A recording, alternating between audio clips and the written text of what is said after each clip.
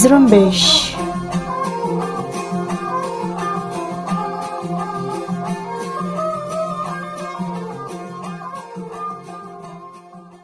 یہ ریڈیو زرمبش اردو کی آواز ہے۔ آج 30 ستمبر جمعرات کا دن اور سال 2021 ہے اور میں ہوں آپ کی میزبان سارن بلوچ۔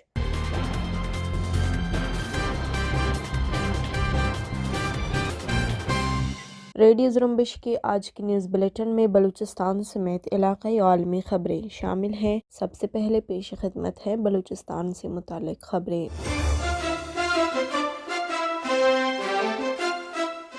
بلوچستان کے مختلف علاقوں میں جاری قابض پاکستانی فورسز کی زمینی اور فضائی جارحیت کا سلسلہ وسیع ہوتا جا رہا ہے۔ دی بلوچستان پوسٹ کے مطابق بدھ کی صبح بولان کے مختلف علاقوں میں قابض پاکستانی آرمی نے فضائی جارحیت شروع کی ہے، جہاں مختلف علاقوں میں شیلنگ کی گئی ہے۔ دی بلوچستان پوسٹ نے ایک مقامی ذرائع کے توسط سے اطلاع دی ہے کہ بولان کے علاقے بزگر اور اس کے گرد نواح میں 8 کے قریب ہیلی کاپٹروں کو دیکھا گیا ہے۔ اسی طرح منگل کے روز مچھ سے بھی قابض پاکستانی آرمی کے ہزاروں اہلکاروں کو بولان کی طرف پیش قدمی کرتے ہوئے بھی دیکھا گیا ہے۔ دوسری طرف کیچ کے علاقے کولوا میں ایک بڑی فوجی جارحیت کی تیاریوں کی اطلاعات موصول ہوئی ہیں اور مقامی ذرائع نے اطلاع دی ہے کہ کولوا قلعہ کے جت کے پہاڑی راستوں پر 2 دن سے قابض پاکستانی فوج مکمل طور پر مورچہ زن ہے اور وہاں لوگوں کی نقل و حرکت پر مکمل پابندی لگا دیا گیا ہے۔ کیچ کے علاقے مند میں قابض پاکستانی فوج پر ہونے والے حملے کی ذمہ داری بلوچستان لبریشن فرنٹ کے ترجمان میجر گوہرام بلوچ نے قبول کی ہے۔ میجر گوہرام بلوچ کے مطابق منگل کی صبح BLF کے سرمچاروں نے کیچ کے علاقے مند میں قابض پاکستانی فوج کے 4 اہلکاروں کو ہلاک اور 1 کو زخمی کیا۔ میجر گوہرام بلوچ نے مزید کہا ہے کہ منگل کی صبح سرمچاروں نے چکاپ میں سیاہیں کوہ میں قابض فوج کے مورچے پر قبضہ کیا اور مورچے کی طرف آنے والے اہلکاروں پر حملہ کیا، جس سے 3 اہلکار موقع پر ہلاک اور 1 فوجی اہلکار زخمی ہوا، جبکہ سرمچاروں کو گھیرنے کی کوشش کرنے والے اہلکاروں کو بھی نشانہ بنایا گیا۔ دوسری جانب پاکستانی فوج کی شعبہ تعلقات عامہ ISPR نے حملے کی تصدیق کرتے ہوئے الزام عائد کیا کہ ایرانی علاقے سے FC چوکی پر حملہ کیا گیا۔ ISPR کے مطابق حملہ آوروں نے چھوٹے ہتھیاروں سے چوکی پر حملہ کیا، جبکہ فائرنگ سے سپاہی مقبول شاہ ہلاک اور 1 اہلکار زخمی ہوا۔ گزشتہ دنوں نوشکی اور خاران کے پہاڑی علاقے میں قابض پاکستانی فورسز کے ساتھ جھڑپ میں شہید ہونے والے بلوچ نوجوانوں کی جسد خاکی قابض پاکستانی فوج نے اہلخانہ کے حوالے کرنے سے انکار کر دیا ہے۔ دی بلوچستان پوسٹ نے ذرائع کے حوالے سے بتایا ہے کہ اس مقابلے میں شہید ہونے والے نوجوانوں میں نوشکی سے تعلق رکھنے والے نودان بلوچ ولد کامریڈ حمید بلوچ اور ریحان بلوچ ولد شریف بادینی کے لواحقین 2 مرتبہ گئے ہیں کہ ان کی جسد خاکی کو اپنی تحویل لے کر آخری رسومات ادا کریں، مگر ریاستی فورسز نے انہیں جسد خاکی حوالہ کرنے سے انکار کر دیا ہے۔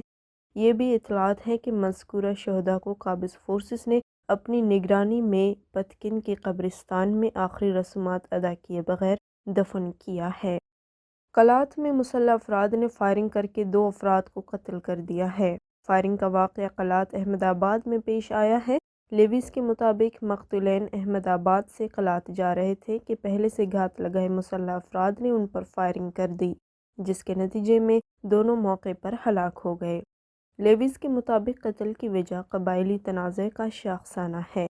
منگل کو کوئٹہ کے نواحی علاقے مشرقی بائی پاس کے قریب ڈمپر الٹ جانے کے باعث 2 بچے ہلاک ہو گئے ہیں۔ خضدار کے علاقے نال بیسار میں مائنز پر کام کرنے والے مزدور وزنی پتھر لگنے سے موقع پر ہلاک جبکہ دوسرا زخمی ہو گیا ہے۔ مستنگ کے علاقے کردگاپ میں زمینداروں کی جانب سے وابڈہ اہلکاروں پر حملے میں 2 اہلکار زخمی ہو گئے ہیں۔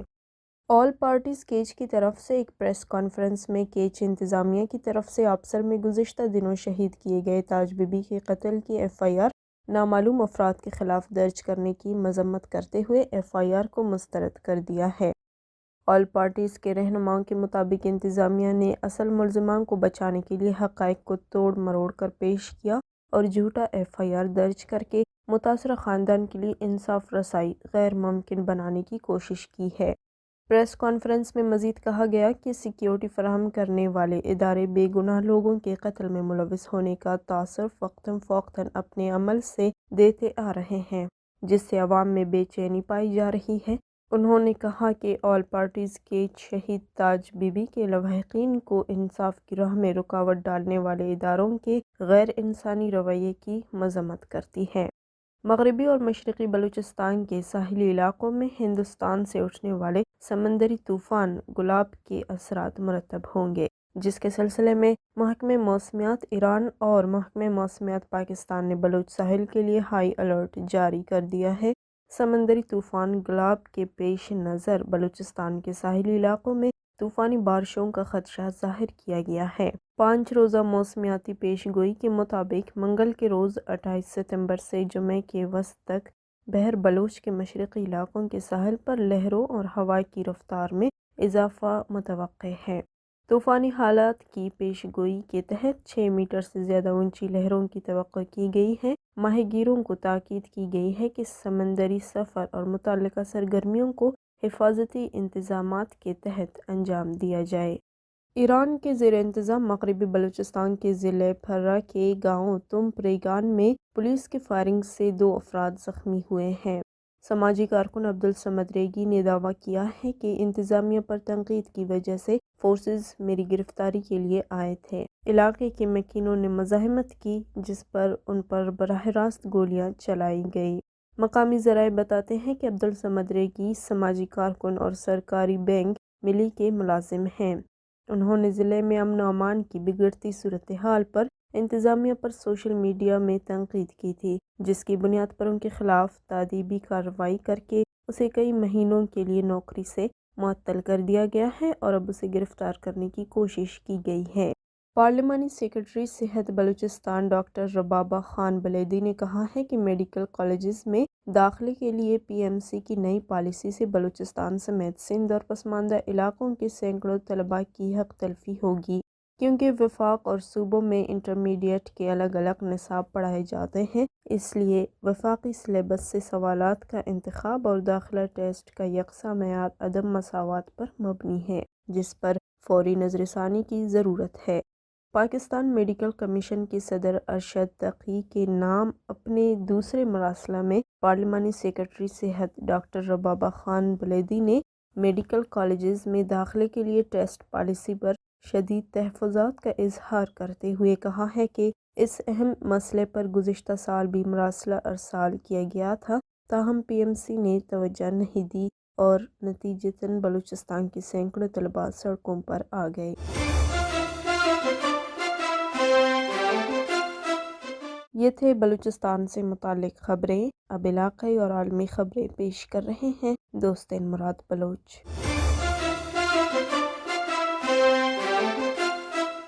امریکی سینٹ میں ریپبلکن جماعت سے تعلق رکھنے والے سینیٹر جم ریشک نے 22 ساتھی سینیٹروں کے ہمراہ جو بائیڈن انتظامیہ کی جانب سے افغانستان سے جلد بازی میں انخلا کے فیصلے اور اس کی وجہ سے پیدا ہونے والے مسائل کا جائزہ لینے کے لیے ایک بل پیش کیا ہے، جس میں افغان طالبان اور ان کی مدد کرنے والی حکومتوں بالخصوص پاکستان پر پابندی کا مطالبہ بھی کیا گیا ہے۔ اس مسودے میں امریکی محکمہ خارجہ سے افغانستان سے امریکی شہریوں اور افغان اسپیشل امیگرینٹ ویزا رکھنے والے افراد کو ملک سے نکالنے کے لیے ٹاسک فورس قائم کرنے کے لیے بھی کہا گیا ہے۔ اس کے علاوہ بل میں طالبان کے خلاف مقابلے کے لیے اور طالبان کے پاس امریکی ساز و سامان اور اسلحے کو واپس حاصل کرنے کا بھی کہا گیا ہے۔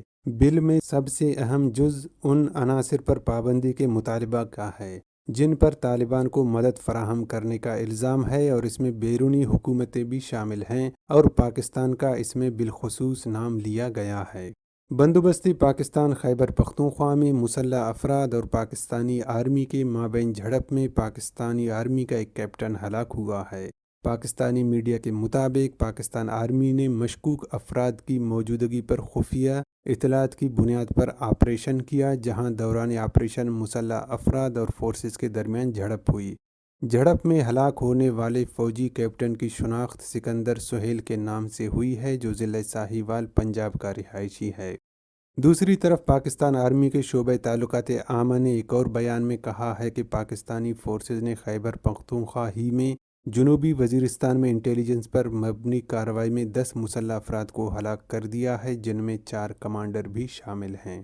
پاکستان کی وفاقی کابینہ نے سوشل میڈیا سے متعلق نئے رولز کی منظوری دے دی ہے۔ پاکستانی میڈیا کے مطابق پاکستان کے وزیر اعظم عمران خان کی زیر صدارت وفاقی کابینہ کا اجلاس ہوا، جس میں ملکی اور معاشی صورتحال پر غور کیا گیا اور کئی اہم فیصلے کیے گئے، اور اسی اجلاس ہی میں پاکستان کے وفاقی کابینہ نے سوشل میڈیا سے متعلق رولز کی منظوری دے دی، جس کے بعد اب سوشل میڈیا سے متعلق کمپنیوں کو پاکستان کے رولز کے تحت کام کرنا ہوگا، اور اس سلسلے میں حکومت نے بین الاقوامی سوشل میڈیا کمپنیوں سے رولز شیئر کرنے کا بھی فیصلہ کیا ہے۔ طالبان نے کہا ہے کہ وہ عارضی طور پر اپنے ملک کا 1964 کا آئین اپنائیں گے، جس میں خواتین کو ووٹ دینے کا حق دیا گیا ہے، لیکن اس میں سے ایسے شکوں کو ختم کر دیں گے جو شریعت سے متصادم ہے۔ طالبان کے قائم مقام وزیر انصاف نے ایک بیان میں کہا ہے کہ عبوری حکومت نے افغانستان کے مختصر عرصے کی جمہوریت کے سنہری دور کے دوران استعمال ہونے والا آئین متعارف کرانے کا فیصلہ کیا ہے، لیکن اس کو مختصر عرصے کے لیے اور ترامیم کے ساتھ لاگو کیا جائے گا۔ امریکا کی اعلیٰ ترین فوجی قیادت نے کہا ہے کہ انہوں نے صدر جو بائیڈن کو مشورہ دیا تھا کہ وہ افغانستان میں امریکا کی کم از کم 2500 فوجی برقرار رکھیں۔ خبر رساں ادارے AFP کے مطابق chairman joint chief of staff general mark Miller اور امریکا کی سینٹرل کمانڈ کے سربراہ جنرل کینتھ میکنزی نے کہا کہ انہوں نے ذاتی طور پر افغانستان میں 2500 امریکی فوجی برقرار رکھنے کی سفارش کی تھی۔ انہوں نے خبردار کیا کہ افغانستان میں موجود القاعدہ کے دہشت گرد 12 ماہ کے اندر اندر امریکا کے لیے خطرہ بن سکتے ہیں، اور اب افغانستان سے ہونے والے شدت پسند حملوں میں امریکیوں کو بچانا مشکل ہوگا۔ انہوں نے کہا کہ طالبان ایک شدت پسند تنظیم تھی اور ہیں، اور انہوں نے ابھی تک القاعدہ سے روابط ختم نہیں کیے ہیں۔